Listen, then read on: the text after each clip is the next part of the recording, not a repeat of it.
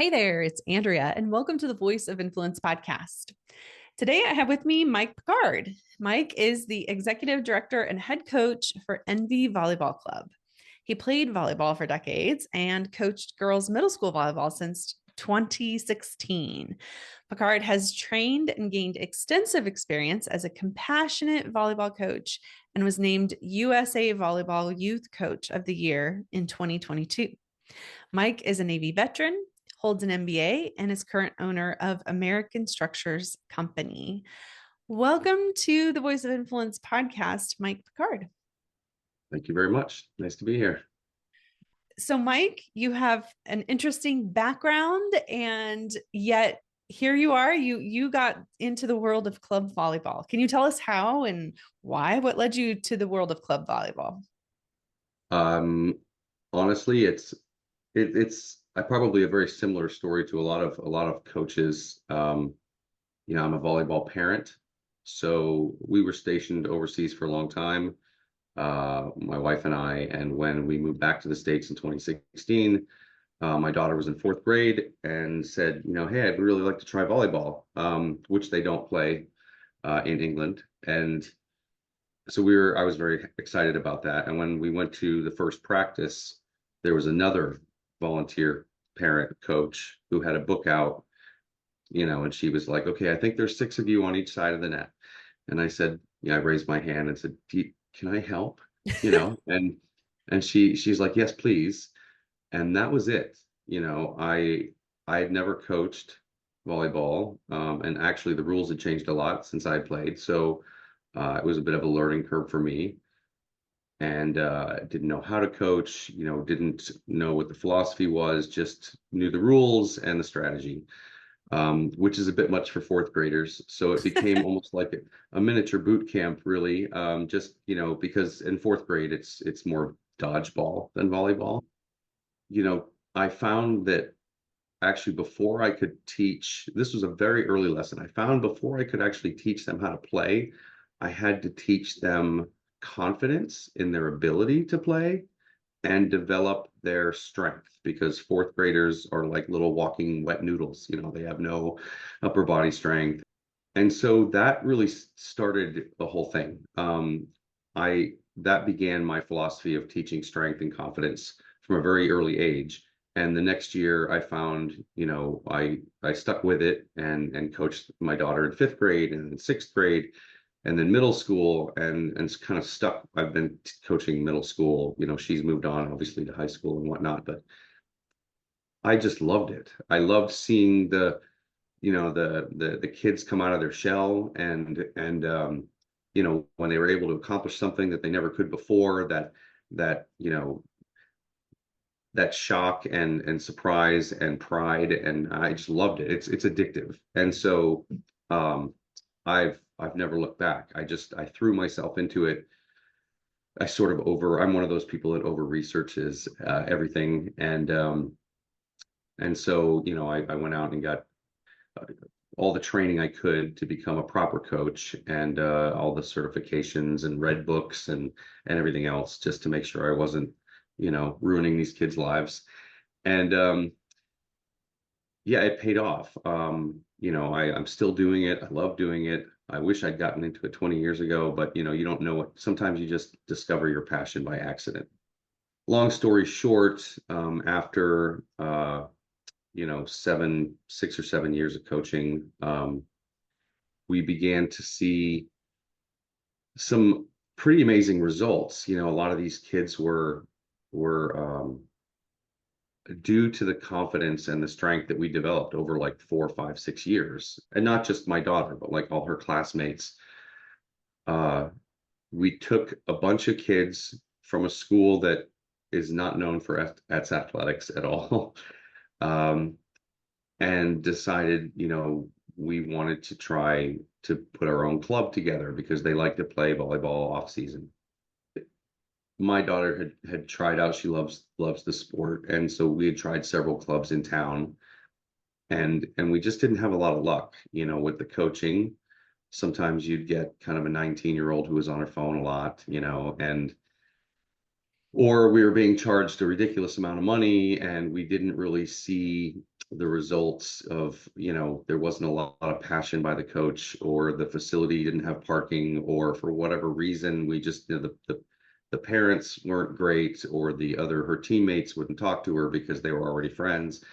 For any number of reasons, we didn't have a lot of luck with other clubs in town, and neither had the other parents of the kids that I coached.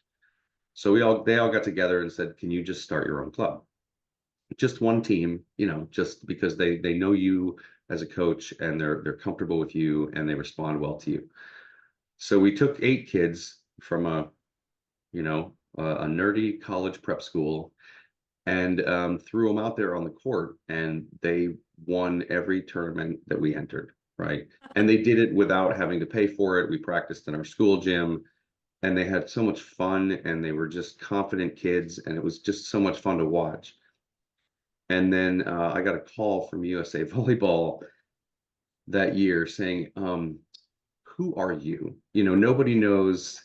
Your team is called Picard 14 and under, but nobody has ever heard of you, and you guys are kind of making some waves in town." And so I thought, well, that's because I've had the girls for like 4 years. They know each other, and that helps.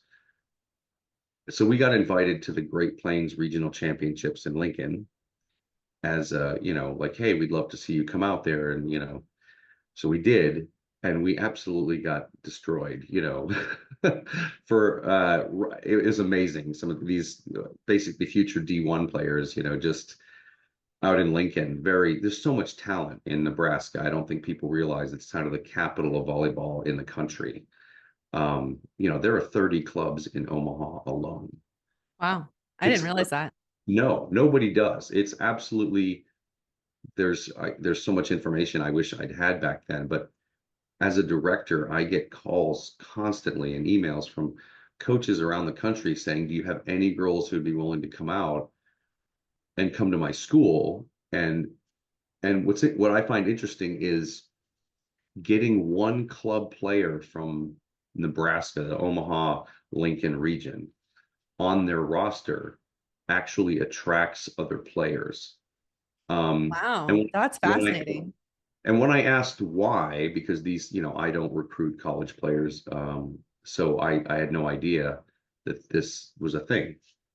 But as a college coach, the competition level in the Omaha region is so high because these girls have been playing since they were in 4th grade, so 10 years old.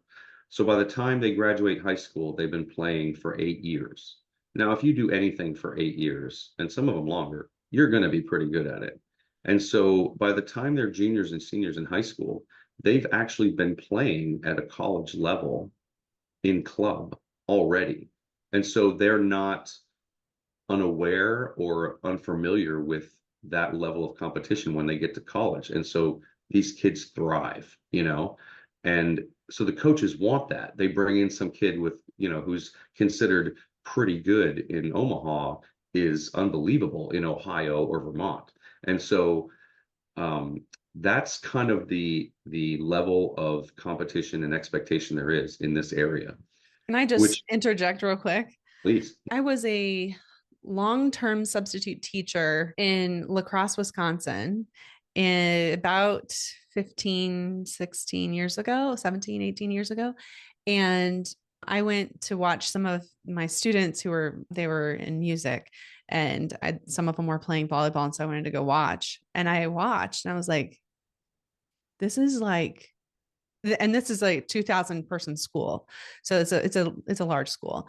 Right. And I was shocked at the level of play. It was just so different. They were playing middle school, 8th grade level play from what I was used to in, smaller schools in Nebraska. Yeah. And that was a long time ago. And it's still debate. It's pretty.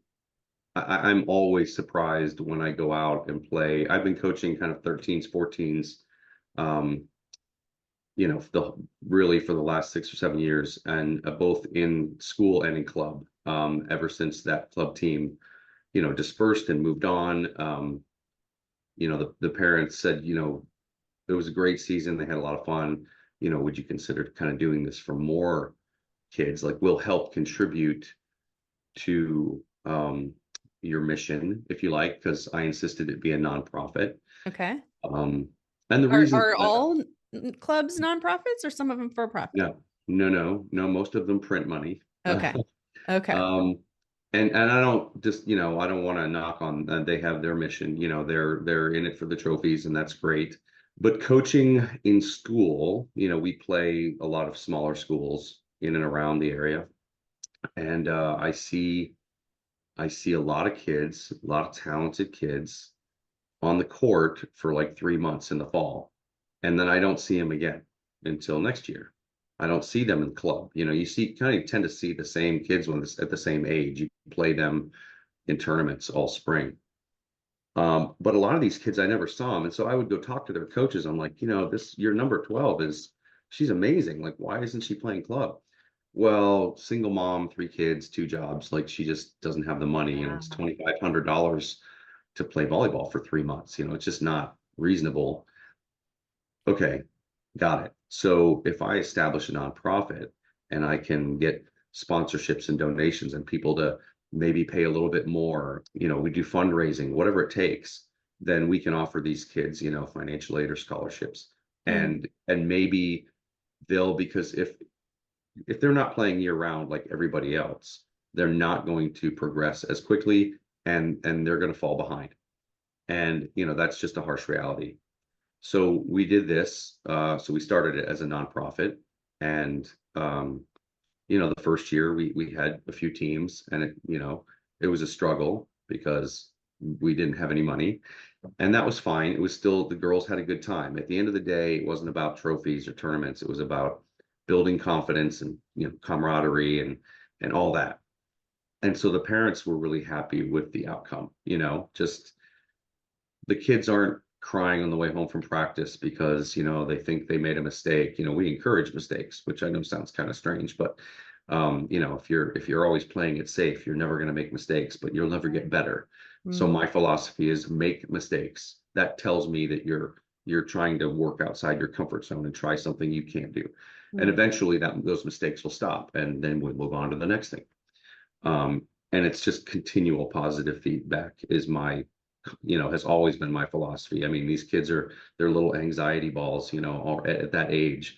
They're always worried about, everything. Honestly, I've never been a 13-year-old girl, but I can just see their faces. They're worried about letting themselves down, their parents, their teammates, their coaches. And when the first thing you tell them is like, we don't care, just go for broke. Like, give me 100%. If you make a mistake, I'm going to applaud you and ask you to do it again and again and again and again, and I'll never be disappointed.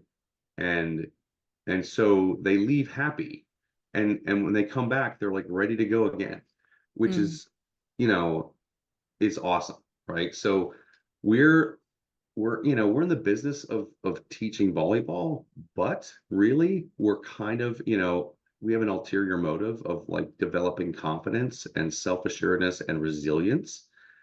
The rest of it is just, it comes like the ability and the progression, the improvement is almost a byproduct. It just happens naturally, organically. When you've got a kid who's not afraid to make mistakes, they're going to get better. It just happens. mm. And so and so it did. That first year was a struggle, but they all got so much better, and the parents were happy and the kids were happy. And they all, parents talk. We didn't advertise that, I'm again not a social media guy. We just thought, well, we'll keep it small and practice in the school gym. And then the next year we had 100 kids show up for tryouts. Wow. And we were like, okay, well, I don't know what to do with this. Um, because I only had a few coaches, and I was very picky about recruiting coaches because I want them to be not like me, but I want them to have a similar philosophy. I Yeah. want them to be positive and excitable and passionate and, and forgiving and all the things. So anyway, long story short, we needed a place to go. We had 100 kids show up. I put together 5 teams, which was still too many. And there were 50 kids left. And I hate tryouts. I absolutely hate them because to me, you can't see someone's potential in 90 minutes. Mm, And it goes against everything I stand for to tell you you're not good enough. Yeah. So I basically told the 50 kids that were, still there, I'm like, okay, you want to be coached. You want to get better. I want to coach you. I want to help you get better. So this seems like a match made in heaven. So we're going to on the spot create, what we call a next level academy, where we'll have the same practice twice a week for 2 hours, the same practice that we do for the club teams. We just won't play tournaments because I can't be in two places at once. So 47 of them signed up. Wow. Okay. So I just doubled my problem. Right now I've got 100 kids and I have nowhere to practice because the school just tore down their gym to build a new one. So we found a kind of an old wreck of a warehouse in Irvington up in North Omaha. And I rented it, literally the next day I signed a lease. It was a mess. And one of my coaches and I spent 30 days in there just gutting it and putting down floors and nets and the whole 9 yards. And so last year we had, starting January 1st, actually, just about a year ago, we had 5 teams. And then we had, the nights we weren't coaching the teams, we coached the academy. And so we made it work and it was great. And actually we won a bunch of tournaments and everyone was so happy and just, it was great. The warehouse was horrible, but I mean, that's not the point. We were making it work. Yeah. We worked with what we had. Yeah.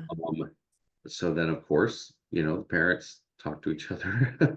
And this year we had 300 kids show up Oh for my camp. goodness. 300. Right. It was like 292. It was just we weren't trying to grow this fast. We had no, I had coaches coming out of the woodwork too, oddly, word of mouth. Coaches all play in adult leagues together around town. They know each other. They're like, hey, you should come out this, check this place out. Like they've got a really interesting philosophy. Um, I think a lot of them appreciated, the whole nonprofit thing. Like we're going to Hmm. subsidize the fees. Our fees are about half of what everybody else is in town. Sure. A lot of it's subsidized by my company and other people I know who have small businesses who are willing to donate. So it's greatly appreciated. Once again, I can't take 300 kids. I only had coaches for 10 teams. Well, we took 11. We made 11 teams. So I have 115 kids this year in year 3, and another 100 kids in academy. And we're working 6 nights a week and we've got tournaments on weekends and it's taken on kind of a life of its own. John, like one of the parents was a reporter, so they had John Nicely from I think WOWT come out and do a special on us. And Rotary clubs around town are holding fundraisers for us. It's very much kind of taken on a life of its own, to the point where I could easily have 20 teams and 500 kids in a facility every night if I just had the space. We've already outgrown the facility we're in after 12 months. Yeah. And my coaches are fantastic. The kids are amazing. I think a lot of them are just happy to, they're happy to be there, but they're happy to have a coach that cares and isn't just like, why aren't you doing what I tell you and why aren't we winning? And that is not what we're about. And so, and unfortunately, their only experience is school sports. And school sports is about winning. I mean, I played, I get it, I mean, no one wants to watch your team lose. But honestly, I don't put a lot of value in like, winning a tournament. Yeah, it's nice. But I'm okay with losing. People, someone has to lose. I'm okay with losing games if we take something positive away from it. I know it sounds very cliche and it's, Yoda wisdom, but you don't really know what to fix until you know it's broken. And so if we go play a tournament and they lose a game because we gave them half the points on our serving, okay, well, I know what I'm working on next week, right? Give me 2 or 3 weeks, and that's not going to happen again. And so the first half of the season is usually a struggle to try and figure out what works. And the second half of the season last year, like all my teams were just winning every game. And because we didn't focus on just winning, it was building that confidence and Mm. establishing a baseline for improvement. I think that's really interesting. I think that's it's one of those leadership lessons that's really important, because if we come out the gate trying to be perfect and trying to get everybody around us to be perfect, it's just not gonna, number one, it's not gonna happen. We're gonna be disappointed because the bar is set too high, but also it's not conducive to a learning culture where you're No, actually no, going to learn and grow and actually become more robust as a team. I think managing expectations up front, if you can make them realistic, of Mm. course, this is, it's goal setting 101, making realistic goals and expectations, breaking things down into smaller parts. That is absolutely a key to volleyball. Like it is a game of mistakes. Mm. You can watch Wisconsin and UNL or the Vibe and Supernovas play volleyball. Perfect. These ladies are amazing. They can do things no human being should be able to do. The only way you're going to score on each other is if someone makes a mistake. Someone's going to make a mistake. They're going to miss their block, or they're going to shank a pass or serve out of bounds. It happens at a professional level. And so when I tell the girls, like, listen, every professional volleyball player, when I'm looking at a bunch of 10-year-olds, they started off where you are right now. They weren't born professional volleyball players. They had to start somewhere. So, and they still make mistakes. So when you get upset at yourself for making a mistake when you've been playing volleyball for 3 days or 3 months or 3 years, and then watch a professional volleyball game, those ladies make mistakes, they don't get upset about it. They Mm. move on. They're like, yep, my bad. I'll get the next one. Like, it happens. Mm. The sooner you can learn to forgive yourself, the faster you will progress, because you're not focused on the last ball. You're focused on the next one. And so we're trying to change the paradigm of kind of how to teach and learn a sport by not focusing on the sport, but instead focusing on, don't compare yourself against the girl standing next to you. That's irrelevant. Compare you to you yesterday, right? And did you learn something new? Did you get better? Did you try something you didn't try before? The results have been nothing short of amazing. And I mean, we've even, that our club phrase is hit like a girl. Love it.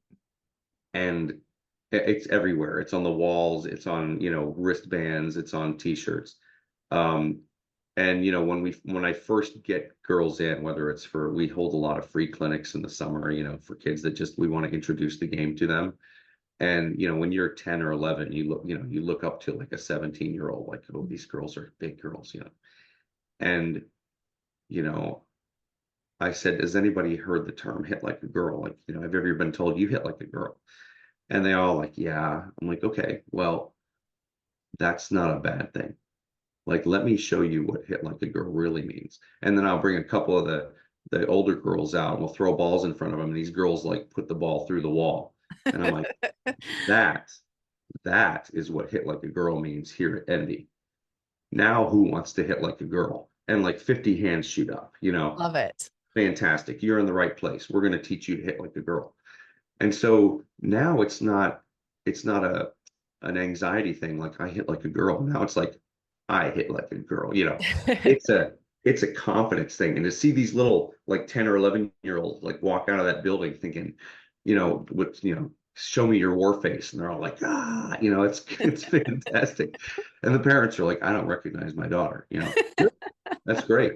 There's nothing wrong with being dainty and delicate, but on a volleyball court, I want them to be strong and confident and Yeah. just, kind of bring out your inner warrior, Yeah. and it's great just watching these kids come out of their shells and turn into just these little beasts, who have all this self-confidence, and they're like, yeah, hit it at me as hard as you can. I'm like, yeah, this is great. So So, you know, this the state of volleyball, the state of women's sports is just really it feels like it has skyrocketed. It feels like it has really ballooned or expanded in the last few years, especially. I'm wondering, first of all, how do these girls, how are these girls affected by seeing their people like the Husker volleyball team or some other really good volleyball player or, sports icons like Simone Biles and Caitlin Clark? I mean, do you see the difference that those sorts of people that they have to look up to, is that making a difference for them? I think it makes a huge difference. And I think it has in Nebraska specifically for a while. I think, Caitlin personifies, that in recent years, but there are girls coming into practice wearing jerseys from like, you know, the UNL and Creighton volleyball players, right? That tells me a lot. It's Mhm. you see little boys wearing football jerseys all the time, right? From their favorite player or basketball jerseys, right? They've had icons for decades. Girls, not really. Sports is kind of something they do to like stay in shape or whatever, round out their resume in high school. But every girl who comes through our building believes she can go to college for free playing sports. Wow. I love that. I love that. And we'll do everything we can. The first year we were in business, we helped a couple girls. They were scholarship kids. They went to college for free. Wow. Like, to me, our mission is done. Like, that is why we started this place. And those girls would not have been playing if they hadn't had help, Mhm. and now they're getting an education and playing volleyball in college. Yeah. That was year one. That's Okay, awesome. well, year two is just gonna, and I've already got a couple kids that have been, committed like on our teams right now, which nothing makes me happier. And I don't care if they're D1 or middle or like junior college, they're still getting a free education. We know lots of coaches now, just over the last couple of years, they've all reached out to me as a club director saying, hey, send me your roster of like older kids, or can you put them on the website, or can you let me know if any of them would be interested in coming to Wayne State or whatever. Yeah. And so Which I is make another great Nebraska volleyball team. Right. Well, they're all great. I mean, I Yeah. don't think people realize it. Bellevue, University, Wayne State, Kearney, UNO, these are all top programs, every In the level, like country. well, of course, the Huskers and Creighton goes without saying. Right. But, you know, when you see this locally, kind of in your own little bubble, you know, um, all the time on TV, in the newspaper, like social media now is huge, right? These girls all follow their favorite players. When you see this starting at such a young age and it influences you, they start playing volleyball now at like age 6. They're going to little digger camps and summer clinics, and things like that. And then they can start playing club at like age 10, Huh. but they start playing volleyball in 4th grade. Well, like I said, it's become a factory now. And I know a lot of basketball coaches who have a really hard time putting a team together at their school because Yes. their girls, their athletic girls, have been playing volleyball for 6 to 8 years already, and they don't have time for basketball. They're not going to get started. You know what I mean? Mm. So Nebraska specifically, you have this population of young women who start playing very young, and they're all very talented by the time they're in high school. And you have, high school teams in Nebraska, like, Marion and Scott, who are winning national championships, because let's face it, like they've got a bunch of ringers on their team. I was told by a coach last week, um, because a lot of my academy kids, they're like, hey, we want to make varsity next year. I'm a sophomore and I didn't make varsity this year, or I want to play in 8th grade and I didn't make the team. And I'm like, I don't understand. You didn't make the team, and they're like, well, 86 kids tried out for 8th grade this year. And I'm just thinking to myself, and that's West Side, West Side High School, 86 kids are trying out. Oh my goodness. it's got to be every girl in the class wants to play volleyball, right? And they only take 15. That means there's 70 kids that want to play that can't. So of course they're going to come out after school, and find a program. And so now we're trying to absorb those kids. I How do just you need change the world? You'd start a well, volleyball club, huh? well, I have to turn them away. Yeah. Unfortunately, that's the Yeah, worst sure. part is I have a huge waiting list. I just don't have the space. There's only so many hours in the day. Right. I would love, and every day I'm looking for a bigger place. There's a lot of things happening in the background, me reaching out to corporations and banks and things like that, saying, "Hey, would you like to put your name on a building somewhere, in Omaha and, help me build a 50,000 square foot 8-court facility? I can fill it every Yeah. night." Right. Right. Um, and it's going to happen. We're only in our third year, Yeah. our second year, our third season. Right. And we've, like I said, this thing's kind of taken on a life of its own. It, started off as a tricycle and now it's a speeding train. I don't know how long it's going to take. It could take 12 months. It could take 3 years. We will be in a big building with a big sign on the front, the Envy Field House or whatever.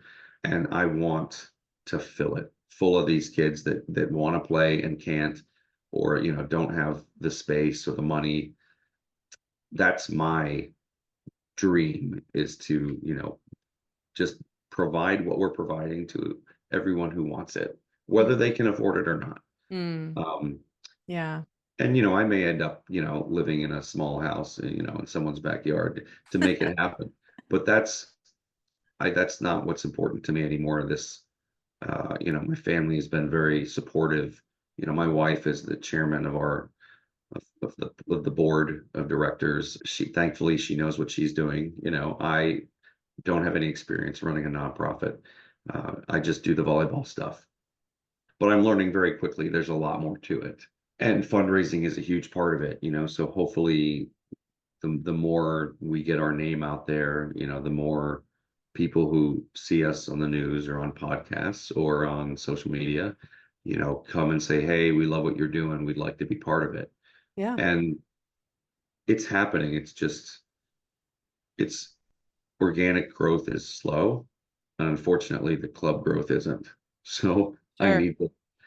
I need to find a way to balance that. So So you're somebody who you've got business, a couple of businesses other than the club. So you are doing this kind of in the evenings sometimes, or I mean, that's what I'm no, picturing. it's sort of a 4 to 10 kind of job. Yeah.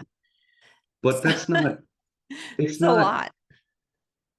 yeah, I mean, yes, it is. It is. I'll be perfectly honest with you. I mean, this doesn't just happen, right? Right, right, This is, right. I didn't have nearly as many wrinkles and I had more hair, 3 years ago. But it's not a job. I'd rather be coaching volleyball than anything. And when I say coaching, like even one-on-one, just like, helping improve somebody's mechanics or um, whatever it is, that's more Developing people, personally. developing these girls. Yeah, honestly, like youth development is a passion. Yeah. I don't think, and you can tell because I may have a miserable day, putting out fires all day on my personal business. And then I get back from the club at 10 and my wife's like, "How'd it go?" And I'm like, "Oh, it was great." It was, I love it. I absolutely love it. It is my happy place. So it's not a job. It's Yeah. not a hobby. It's a passion. And I mean, have you ever heard anybody who went fishing for 6 hours and was like, "Oh, it was miserable, so much work." No, because they enjoy doing it or they wouldn't be doing it, right? I could walk away from this anytime. I'm not making any money at it. I'm not, which is not why I started it in the first place. You can tell right away. I think anyone who has kids who has played youth sports, which is most parents, you can look at a coach and honestly, I the bad ones are just as easy to spot as the good ones, usually easier. A lot of them should not be allowed to be around kids. They don't have the right attitude, the patience, they don't know how to speak to them. You can see the kids just shut down when they open their mouth. And if I had my way, I'd remove them from the court or the field immediately. But coaches, schools need coaches, right? Volunteer parents or whatever. Actually, so do clubs. When you have 50 teams, and a lot of clubs in town do, you'll hire anyone that walks through the door. I hate to say that, but we've experienced this firsthand. And I won't do that. If I only have 20 coaches and I have two coaches on a team, then I'll ever only have 10 teams. I won't put 30 teams together because I want the money. And then I'll just hire some coaches on this, no. Yeah. That's every organization is essentially the same. It's a building with a volleyball court, a net, some balls, and a coach. The only difference you're ever going to make is the coach, Mm. right? Really, that's why kids come back, and it's a lot of reasons why they leave a sport, you Mm. know. And so I've seen it firsthand in my school when, talented kids who play volleyball for a year and then they don't come back. I'm like, why aren't you playing volleyball? I don't really get along with the coach. Well, Yeah. that's a shame. Like those are words that you should never hear out of a kid's mouth. The coach should be replaced, or the school should make a better effort. I'm living in my own perfect world now. So, but to be honest, when I started this club, I said, okay, the few things we're going to do. One, we're going to make it a nonprofit. Two, to give everybody a shot. Two, we're not going to focus on wins. We're going to focus on building confidence. The wins will come. And three, we're going to have the best damn coaches in town. Every kid is going to be like, I love my coach. And if that's not happening, then I will shut the club down. Like I just will not, you know, Yeah. I won't give up or betray those values Yep. to make money. And probably because I don't need to, like I'm okay financially. So, but a nonprofit is a tax status. It's not a business model. Like you need to make money to keep it going. Hmm. So hopefully that will happen someday. Hmm. So, Mike, do you have any particular coaches that you look up to? You know, Oddly, the ones that work for me. I Hmm. know that's a weird answer, right? But I don't like growing up, we were not wealthy. My parents did their best. And the only reason I was able to play, like little league or pee wee football was because my dad coached. Otherwise, we didn't have the money. Um, and he scared me to death, right? Because he was my dad and he was very loud and former Marine, and like he had that presence. But most of the coaches I had growing up, I never thought of them once. Like there was no wisdom that they imparted on me. Or so when I hire coaches, there's two things I tell them. They're like, well, how do you want me to coach? Is there some way that you like me to coach? And I actually interview them on the court. Like I watch them coach because I want to see how they interact. It's not Hmm. about how do you teach a kid to hit. I can tweak that. It's how do they talk to the kids? How do the kids react to them? How do they bond? That's what matters. I can't teach that. But I tell all my coaches when I hire them, like, the only thing I care about is be the coach you always wanted to have.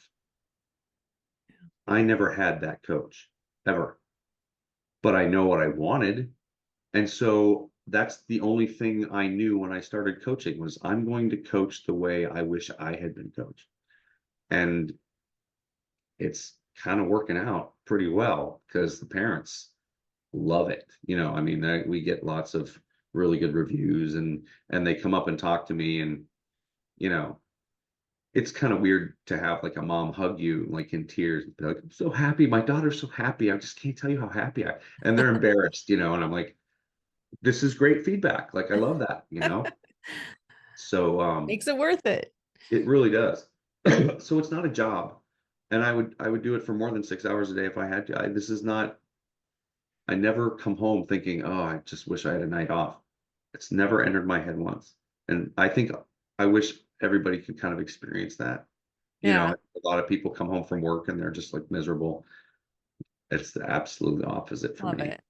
Yeah, it's How great. does your daughter like having dad as coach? So to middle school, right? I think because I coached all her friends for like the same amount of time, they were all like the same 10 girls, right?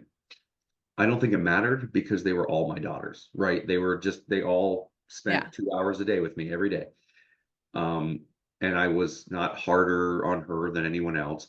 I think she liked it because after practice, she's like, we would come home and she's like, hey, dad, can like we hit the ball around in the driveway for an hour? I'm like, "Sure."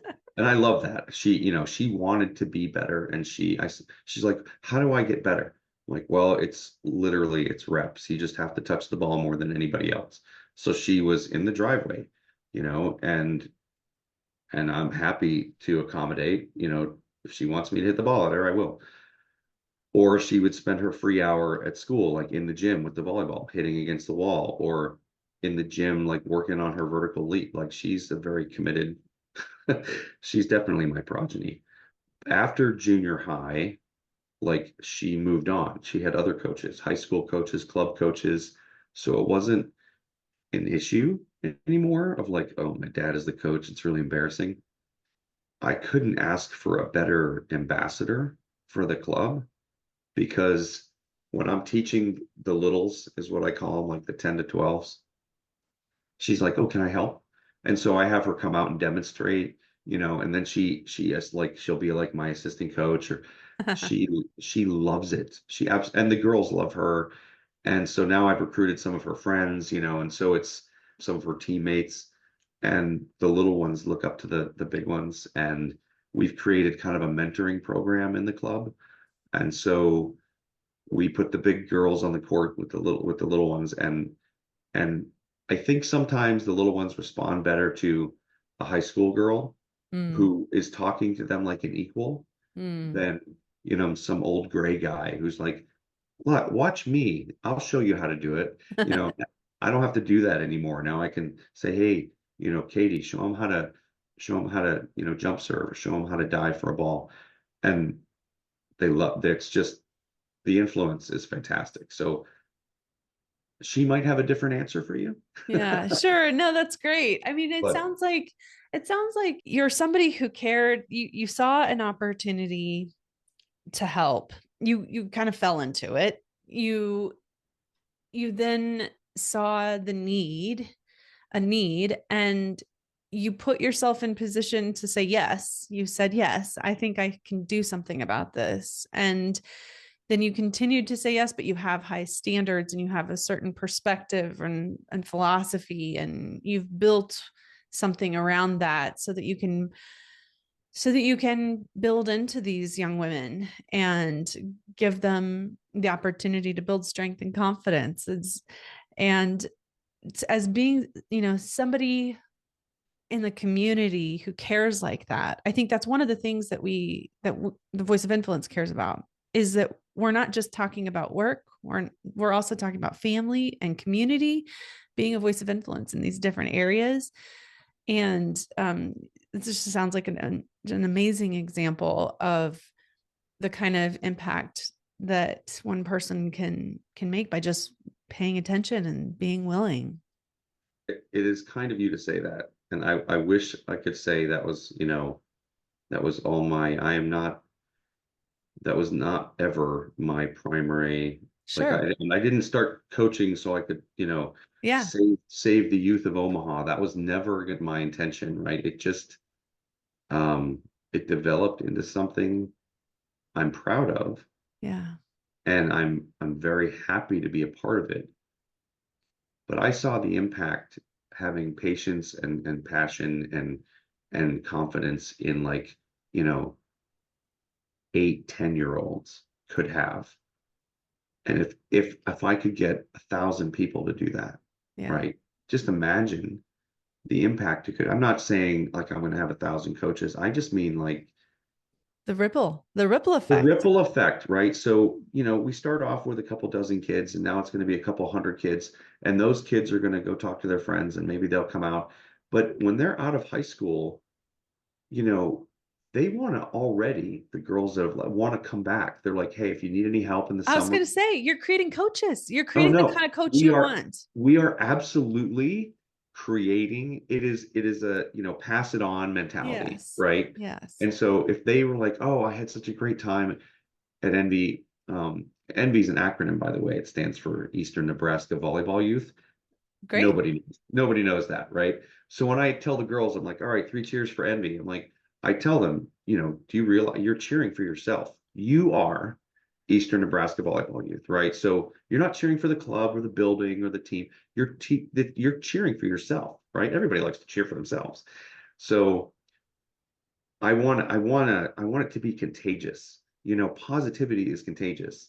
And these kids have enough, whether they're 10 or 17, like girls have enough issues to deal with. I'm not being a teenage girl, but I have lived with one for a while and I'm surrounded by them every Yeah. day. I, they do talk to me about, hey, this is what's going on with my family. And I'm overwhelmed by the stuff they have to deal with on a daily basis, you know. And it took me a long time to realize, if you talk to a teenage girl and a teenage boy about the same thing, a teenage boy that just lost a football game, just got completely blown out. How was the game? Teenage boy will say, oh, did you see that tackle I made in the second quarter? Total open field tackle was awesome, right? Yeah, high fives around, right? That's what they focus on. The one good thing they pulled out of that game. If you ask a teenage girl who just won a volleyball game, how was the game? In near tears, she'll tell you about the serve that she missed, or the hit that she missed, or how she let her team down, and that she almost lost the game. She focuses on the one negative thing that happened in that, even though they won. And that makes me crazy. So, like, our role is to change that. You Yeah. need to focus on the positive and build on that. Let the negative go. Nobody else is thinking about it. And That's expect to just make you. mistakes. Yeah, right. Mistakes are okay. Everyone's going to make them. Who Yeah. cares? Move on, right? Did you see the hit you made in the second set? Oh my gosh. There were tears in my eyes. It was beautiful, right? And they're like, yeah, it was pretty good. Yeah. So it takes a while, but the results are just, they're awesome. That's So awesome. I have to say, I get so much out of this. There's an ulterior motive to all this, right? It makes me feel good. And so, Sure. I mean, maybe I'm doing it for others, but there's a little bit of me in there. Sure. Well, I think it's great. I thank you so much for sharing your story and being an inspiration and for making a difference. And I'm wondering now, how can people find you and Envy Volleyball Club?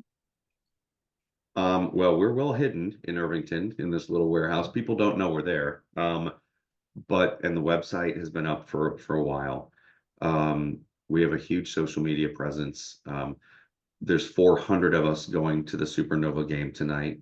Oh, fun. So yeah, it's going to be a little bit mob-handed.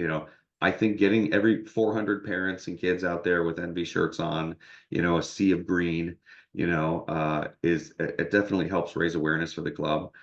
nvvb.com is our website, and they can go on there and kind of learn a little bit about the club, a little bit about me. Our coaches have bios up, and I'm more than happy for anyone that wants to talk to parents. Like, they can just come out, they can just show up any night.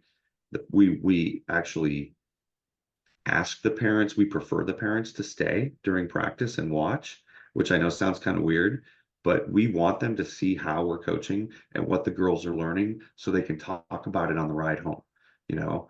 And it gives an opportunity. That's some of the best conversations I've ever had with my daughter, or on the ride home from practice or ride home from tournaments, where she just lets it all out and all you got to do is listen. It's just another opportunity to bring the parents into the club, and they've been hugely supportive, Mm, absolutely amazing. So cool. All right. One last question. sure. And you can answer this from your perspective. I think just overall perspective, what last piece of advice would you want to give somebody who wants to have a voice of influence? Anything worth doing, right, I don't do anything in small measures, right? If I had only thrown a little bit of effort into this, we wouldn't be where we are today. If anyone wants to be part of something special or make a difference, make an influence, they have to be prepared, I think, to give it 100%. They have to be invested.